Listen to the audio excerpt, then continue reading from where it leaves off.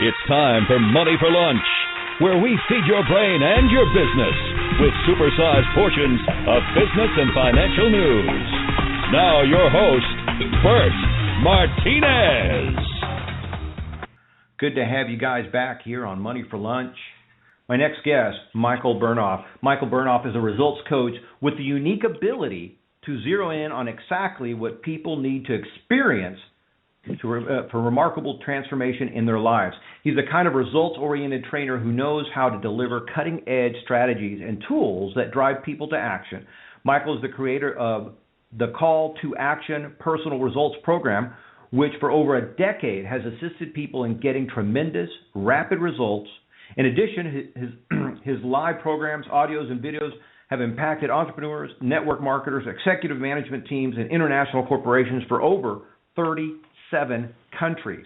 Discover how small shifts can lead to massive results in your life by enrolling in Michael's free coaching series at 180shift.com.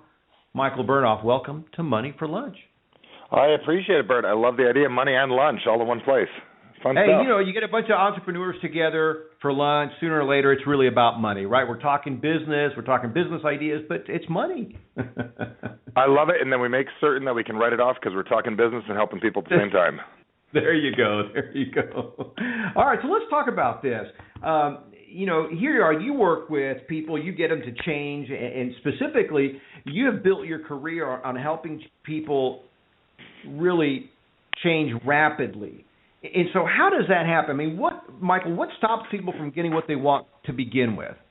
Well, it's an interesting question, Bert, because it's unique that, I've been around entrepreneurism since I was young. I put myself out there and became an entrepreneur at a very, very young age. And I realized that what happens for most people is they have a very, very limited understanding of, themselves, what gets people to do things. And the farther along we become an entrepreneur, just the sheer fact of becoming a business owner, becoming an entrepreneur, deciding to do something for yourself is a risk in itself. It's a decision that we make. It's stepping out of the box that we're in. And we make that jump. We jump into something new. And for some reason, most people, jump in, we get stuck, we take a nap, we skip it, and we don't realize that, 99% of getting where you want to go in this world is learning how to understand yourself and getting yourself to make the shifts that you need to make in your life. So I can elaborate a little deeper, yet the one thing I'm going to tell you is that the majority of us really create our own resistance in our life, whether it's a fear, whether it's doubt, whether it's, not knowing what to do, whether it's picking even the wrong entrepreneur endeavor for us to do. So many people, miss very, very basic things that once you get them and you uncover them, it's like, duh, it's that one moment where you get it and then you move on to the next thing you have to shift in your life. Well, let me ask you this. Do you subscribe that we self-sabotage ourselves? No, I don't. I think it's a really cool word. If I wanted to sell books, I would call it self-sabotage. It's like selling, hey, you got something wrong with you, take a pill, it'll make it better. I truly believe, it's good marketing. Something's wrong, right. It's like the Inquirer, something's wrong with you. What I do believe, and this is anyone that's been around challenges before in their life and they overcome stuff, I truly believe that people operate from programs that either work for them or don't work for them. And the majority of the whole personal development world, I'll get on this for 2 seconds, I truly believe has it backwards. They're training people to look what these really, really successful people do and just go do it, yet they're not teaching people to figure out how did someone who's not successful become successful and learn how to operate from that program as well. It's like if we were to, examine somebody with eating disorders, if you want to get someone over an eating disorder, don't find a whole bunch of people with eating disorders and ask why they have them. We know why they have them, because they have them. Find somebody who stopped drinking, find somebody who stopped, having an eating disorder, find someone who stopped being broke, figure out how they did that, and change the program. So, no, I do not believe we self-sabotage. I do believe we really work hard to stay comfortable, and part of staying comfortable is staying where we're at. You know what, and I like that description so much better, because self-sabotage almost sounds so insidious in the sense that, you're doing it to yourself, but you don't know why. It's kind of like you're running a secret mission on yourself, as opposed to saying, I'm running these programs and I got to stop. It's like a computer with a virus that got to get rid of it. Right. I get in shape and then I get fat. I get in shape and then I get fat. Okay, well, that's a program. It's not self-sabotage. I make a bunch of money and then I go broke. It's the same thing. Well, we really figured that one out over the years, and I've worked with about 100,000 people all over the world, and we're not new to this. I wouldn't just exactly call myself a coach. I couldn't figure out a cooler name to call myself, but I love helping people, and the world calls it a coach. And at the end of the day, I mean, here's what I realized with weight loss or making money or why we go back in those patterns. Our brain and our heart have this whole connection. I mean, your body works perfectly, and I'll get into this more later if you want me to. Your body works absolutely perfectly. It does what you want it to do, but your brain and your heart are in conflict at all times. Your heart says, let's do it. We can do it. We can make it happen. Let's go for it. You know, she thinks we're hot. I think she's hot. I like her. He likes me. You know what I mean? I want to do this. Let's do this. And your brain says, are you sure that's going to work out? Because let me show you 15 videos of last time you screwed that one up. Do you know what I mean? So what happens is, oh, you sure you want to go into business? Can I show you how videos of your mom telling you lost your piggy bank? So, and the reason why is our brains want to protect us. They want to keep us safe because its primary objective, your heart's desires for passion and your brain's desires for protection, and they're both inside of us and they're in conflict. And we have to learn how to teach them to work together. And once they work together, you become anything you desire to be. And it's not complicated. It's just nobody looks there. Yeah, you know what, and it doesn't sound complicated, but at the same time, it doesn't necessarily sound, like it's a easy fix. Some people, because you mentioned the childhood stuff or the fact that they were told, 15 times they couldn't do it, some of us carry on some big baggage. Yep. And so, yep. And so even though you might say, hey, the reason I'm this way is because I was beaten as a child or, I was starved as a child. Again, as you said, now you still have to do a lot of cleanup there. Let me ask you this, because something that you said caught my attention when you were talking about the eating disorders. A lot of therapists, and I know you're not a therapist, but a lot of therapists, kind of to use your example there, will sit around and ask, why are you having this eating disorder? And let's talk about your eating disorder, and let's look back at how you got the eating disorder. And I always thought that was kind of not necessarily a waste of time, but back to what you said, how do we fix the eating disorder? Let's stop talking about how I got it, why I got it. The question now is, how do I get rid of it, right? Yeah, that would be the first thing. And it is a great question. When you ask someone why they are away, I mean, it's the greatest question for the person asking it if you want to keep on billing them. So as a therapist, it is the most genius technique, or the residual income model. So if I ask you, so Bert, tell me what mommy did when you were 9 and you were left on the subway in New York, and then you tell me, and the hour goes by, and at the end of the hour, hour's up, and you're like, okay, well, next week we'll cover daddy. Do you know what I'm saying? And what's interesting about it, I'm not here to harass or haze all therapists. The model was designed to talk it through, and which takes a long time. I truly believe that if you can't change the past, and it's very challenging to change our actions, but if we can change our perceptions of what's happening and change the frame of why we do what we do and get you to reinvent the story inside of your head. It is so simple to do, and I do this with clients, 40 years of stage fright. I'll get them over in 10 minutes. People have major, and it sounds crazy, and it sounded crazy when I started doing it. I had to almost get myself to believe in me to do it. People had mommy beat them when they were 6, rapes, abuse, all kinds of stuff. And it's amazing that I talk with it so lightly, yet once you recognize all these are as pictures and sounds and feelings inside of our heads, and if we could change the coding of them, and the movie Inside Out did a really great job of this, if you could change the label that's going on inside of your head, what box we put that in, torture and mayhem, instead of put in experience I learned from, once you can reroute the emotion attached to these things, they don't go away, the event, but they get diluted. And it's almost like a deck of cards or dominoes shifting in your life. All those experiences you had that were attached to this start to shift almost immediately. So it sounds like psychobabble. It sounds kind of interesting. It sounds maybe unique to you. Yet it's so simple to make these changes in your life, but you got to make sure to look in the right places. Sure. And you know what? And to me, I would say that it doesn't sound psychobabble to me. I think it makes a lot of sense. Look, we've all seen people who were given every opportunity in the world, Michael. They came from influential parents. They had the money, the connections. They had everything that anybody could have ever hoped for, yet they cannot manage the way out of the paper bag. Yes. Then we've seen people who are born with no arms and no legs, and they are out there, they're public speaking, they're writing books, they're getting married to the woman of their dreams. So it goes to show you that, sometimes you're given some crap to deal with, as we all do, but it's some people are able to deal with it differently than others, and maybe move on, or as you said, dilute that experience down to, hey, this was an experience, I learned from it, let's move on, versus staying and having a pity party there until they become useless. Yeah, because the pity party's fun, because what the pity party allows you to do, and I joke around about this a lot, because I think humor is huge when you're getting people to shift. And the pity party is really, really important, because what that allows you to do is to stay where you're at. And the reason we want to stay where we're at is we want to validate that what we've been doing up till now is okay. Now, this is life-changing, this thing I'm going to say, Bert, and I know you're going to get this so quickly with how intelligent you are, and everyone listening, you catch on to this as well. I'm just going to say very, very quickly that in order to make more money, you need to at first admit you don't have enough. Admitting you don't have enough hurts. So to have more, you have to inflict some mild level of pain or whatever you want to call it. To exercise, you need to first admit that I'm going to do something I probably gave up with in the past and I wasn't good at it, I didn't follow through. So typically becoming more and wanting to be more, there's a little bit of a visit in a rub, whether it feels like a paper cut or this little thing. And our brain, again, is always seeking advantages in our life, like how do I become more?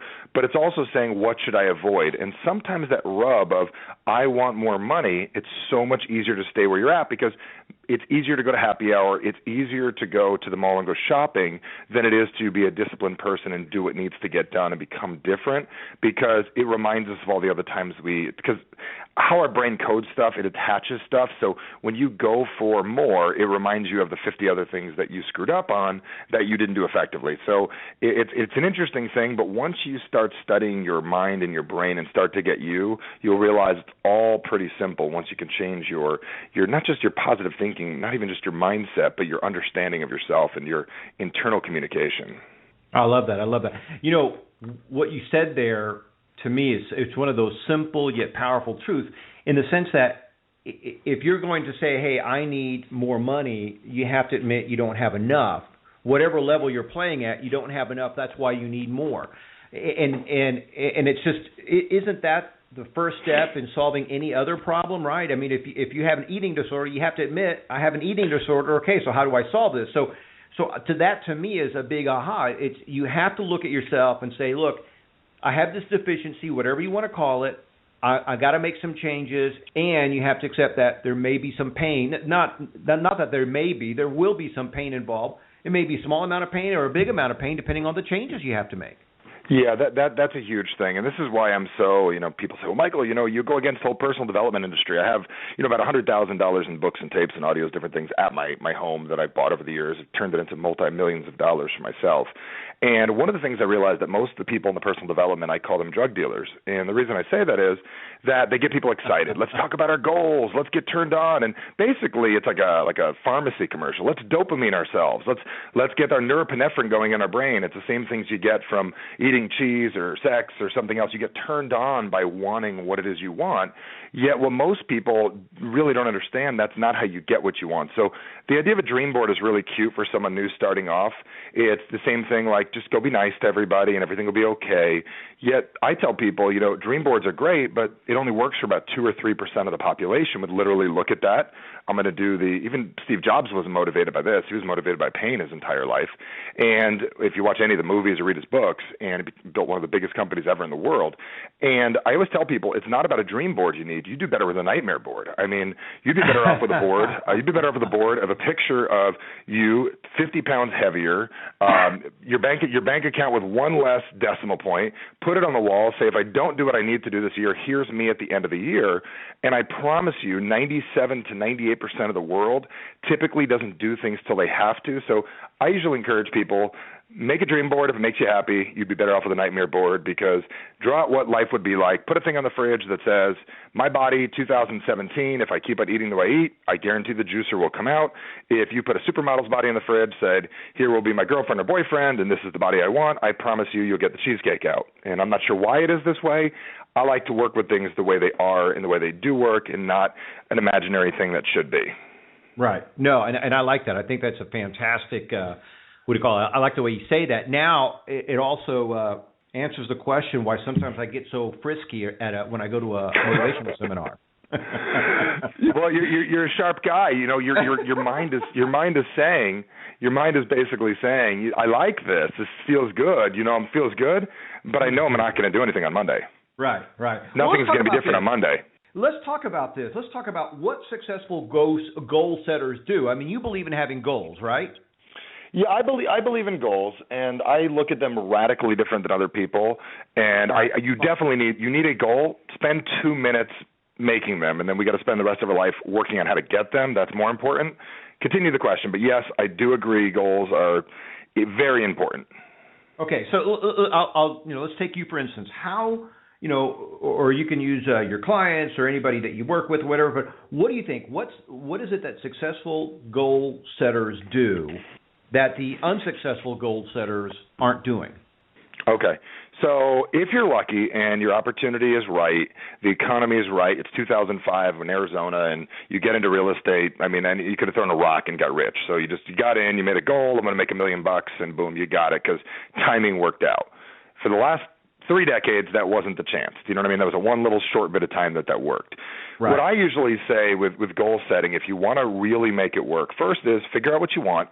And it could be very specific, just, a new house, something that you need to do, blah, blah, blah. And then the next question is really, and this is where I look at things very differently, is who do you have to become to pull that off? So what skills are missing in your life? So a lot of people say they want to be a speaker or a coach. Well, are you sure that you really want to do that? Are you really going to work on that stuff? Are you going to do the conference calls? Are you going to get on the training? Are you going to go to the stuff? Because a lot of times we want to be really great at something. And I look at golf, for an example. I don't play it, but I have a putting green in my backyard. It's not my thing, but I understand golf from this perspective. A lot of people attempt to get good at golf playing golf, and that's not how you get good at golf. How you get good at golf is you break down what it is. It's hand-eye coordination, it's patience and balance. And if you were better at patience, balance, hand-eye coordination, and you said, in my day, I'm going to brush my teeth and I'm going to work on my balance, I'm going to work on my hand-eye coordination, helping my kids in my video games, I am going to also play some golf, and I'm also going to study and read about golf, you will get better quicker than practicing putting. So it's breaking down the individual skills. Like you right now, you're impromptu. People say, I want to be a radio host. I want to own my own radio show. Well, great. Are you good at improv? Are you good at communicator? Do you have a good voice? Are you willing to work on these things? Can you deal with adversity? Can you deal with difficult people? These are all the stuff you'll have to get good at. Then you become Bert when you grow up. I like that. I hope everybody caught that. It's great. You have the goal. Now, what did you say? Who do I have to become? Who do you need to be? Like, what skills? Yeah, what skills are in there? Like, there's one skill that most people never even think about. I read it in a book, and I'd love to give the human being credit for it, and I do not remember who it was. So you guys find out who this was that said it. They said the key ingredient to all successful people is the ability to handle adversity. Amazing. Adversity. I've never met a human being that got where they were going. So we all want to get there and skip adversity. So how cool would it be if you said 90 days from now, I'm going to be a better communicator, I'm going to handle adversity better, I'm going to be more patient, I'll be a better communicator.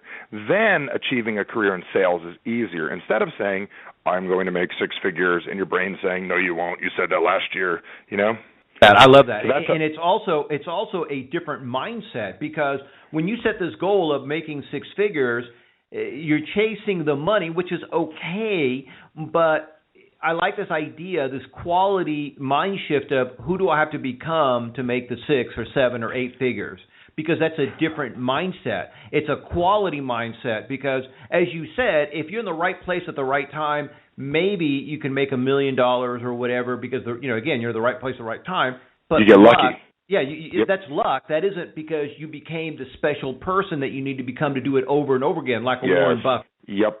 Versus, like, I'm working on my book right now, and for years, one of my first chapter of my book is very vulnerable and very authentic in everything I'm saying in the book. And basically, it says, I never set out to write a book. I didn't want to write a book. I hate writing books. I was told as a kid I wasn't good at writing. I have ADD, blah, blah, blah. All of my own stuff came up writing the book. So I'm just like all of my students, and I had to work through that. So you know what I've been doing to get the book done? I've been working on finishing what I started and being congruent. So being more congruent, finishing what I started, and being patient, those 3 things. So I go to yoga, I meditate, that gets my book done. So yoga, meditate, gets book done. Hoping to write book and sitting there staring at a piece of paper getting frustrated gets me nothing. So I spent about a decade wanting to write a book, and then I got serious, and I used my same technique on me, and I asked myself, what's missing in my life? Because I might as well tell you how I use this on me. And basically, it's finishing what I started, being congruent, doing what I said I was going to do. So I made a commitment. I threw down a bunch of money to work with an editor, and finishing what I started. And basically also working on my patience, because I would just say, screw it, I do not need to do this. I have $1 million other dollars coming in from $1 million other things for just a month if I need it. I do not need this, right? But I could so easily not get the book done. But now that it's about being congruent and finishing what I started and becoming, being the man I said I'm setting out to be, and doing it for different reasons to show my children that you should really, if you want something, push yourself to do it. Now I have different reasoning behind it. I have different motivations, and truly I'm using my same techniques on me. I'm getting my goal by developing a better Michael. And you will never get your goal. Like, I got a 3-year-old. I mean, she's really sweet. I'm not going to hand her a $2,000 camera by the swimming pool. That's not intelligent. She should hold on to it. And that's why they don't give like $50 million to, a guy that makes $30,000 a year. You just shouldn't have it. It doesn't make any sense. Right. Absolutely. Absolutely. No, I think that's a great analogy. You have to be that person. You have to be prepared. And again, I hope everybody heard the mindset there, where I'm putting off this book because of this and that, but then when you sat down and said, okay, who do I have to become to write this book? I have to be more patient, to be more congruent and finish what I start. All of us, think about everybody listening right now. If you did those two things, were more patient and finish what you started, your world would completely change. You could, not only would you write books, but you'd be in the gym. You'd probably be a better husband, better wife, better, whatever. Those two things are incredible. Yeah, and most of us, Bert, really don't want to work on these things. I'm putting together a program for entrepreneurs here this week, and I was just drawing out the process of success. And I always tell people, like, you don't really need a plan right away, because most of us are really wishing and wanting to be successful. Like, I wish I had more money, or maybe as far as I want it. Like, wish is like never going to happen. That's waiting for Santa Claus to show up at your chimney. Want is the feeling like in my heart, like I want that. When you seriously go to stage 3, which is called plan to do it, now it becomes real, and most people stop there. And I'm not saying you need this big drawn-out plan, but once you have a plan and you do what you say you're going to do, stuff starts to happen. So I truly believe that I would say 95, 98% of people that want more in their life are stuck in wish and want, and they don't realize that they're even using that vocabulary. If they said, I plan to make my business work this year versus I want to make my business work, that vocabulary sends off a radically different stimuli inside of the brain, literally puts the brain, if you were just practice this after you're done listening to the show, just say, I want coffee, or I plan to go get a coffee. When you say, I want coffee, your brain says, oh, coffee, that would be so nice. When you say, I plan, your brain starts drawing videos in your head, HD, me going to go see, me going to the coffee shop, I am now at Starbucks, I am now in line, I am taking out my credit card, it starts drawing, and then it's like you start making it real instead of it being just this imaginary drug in your brain. Man, that's incredible. I love that. Because it's so true. It's these little distinctions, that make such a huge impact, and it's amazing. You mentioned, I think a lot of us need to work on, and that is the way we speak or the words that we use. I want, it always happens to me, blah, blah, blah, blah. And the difference is, versus I want versus, hey, I'm going to plan, versus I'm going to get up and get the coffee. Hey, I'm going to go out, I'm going to leave the office, get in my car, drive down, and get my favorite coffee at my favorite coffee store. That's a person in action versus, man, I wish I had some coffee. I wish somebody would come and drop off some coffee. I'm laughing just listening to you do it. I say it all the time. I'm hearing it back. It's hilarious, and that's what we do. It is what we do. Yeah, you know what? It's amazing sometimes when you look at all the conditions that we create in our own heads. It's amazing that we can sometimes get our clothes on and walk out the door. Yeah, it's amazing. And the biggest reason why we do this, it goes back to something I said a few minutes ago, is I want you to really, really hear this clearly. So I'm gonna slow down. I'll be less from New Jersey. I'll be an Arizona guy like I am right now. I'll talk real slow.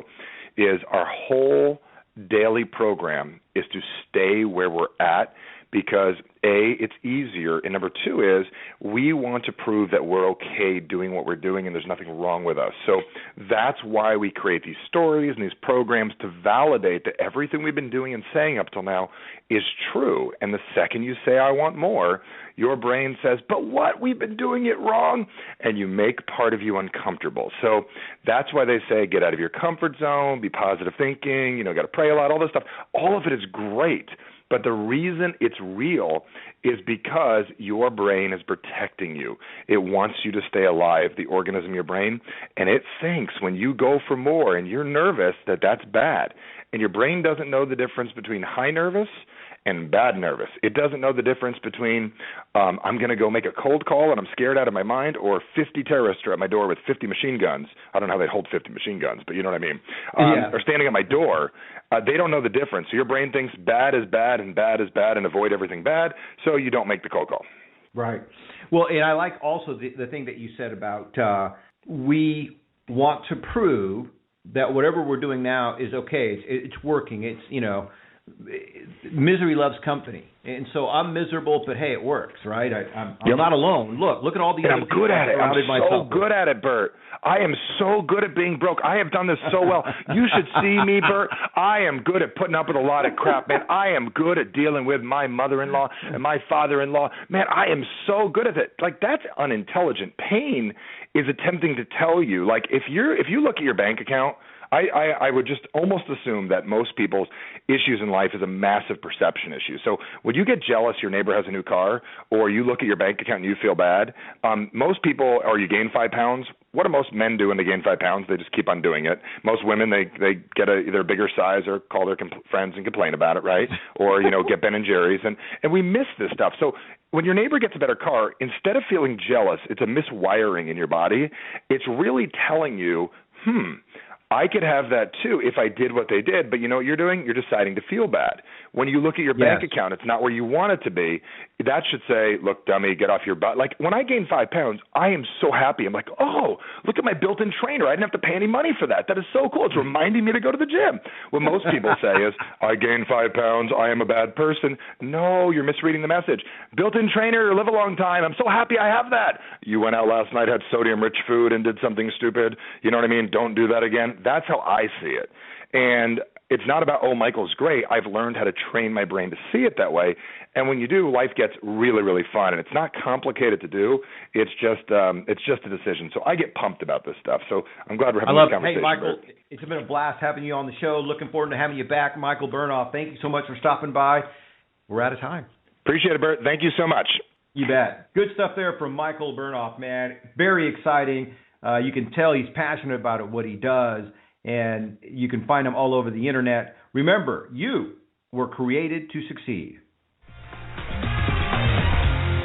Tune in Monday through Friday here on Money for Lunch. And check out our website at moneyforlunch.com.